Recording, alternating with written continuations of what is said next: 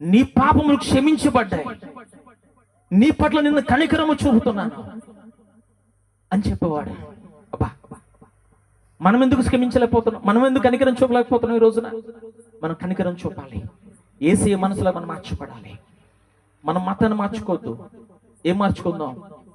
మనస్సు మార్చుకుందాం. చాలా మంది హృదయాలు తెరవబడట్లా. ఎన్ని వాక్యాలు వింటున్నా, ఎన్ని స్థలాలకి మీటింగ్లకి వెళ్ళినా, ఎన్ని స్థలాలకి వెళ్ళి ఎన్ని వాక్యాలు విన్నా సరే, విన్నంతసేపు అబ్బా చాలా బాగా చెప్పారండి, ఎంతో అద్భుతంగా ఉందండి, చాలా బాగా చెప్పారండి, అబ్బా ఏం చెప్పారండి అని అంటారు తప్ప, ఇరుగు పొరుగు వద్ద చెప్తారు అబ్బా ఏం చెప్పారండి అని అంటారు. కానీ ఏ వాక్యము చెప్పారో ఆ వాక్యము నీ హృదయములో ఉందా? ఆ వాక్యానుసారంగా నువ్వు మార్చబడ్డావా? నీ హృదయంలో వాక్యం నిలిచుందా అని ఆలోచన లేదు.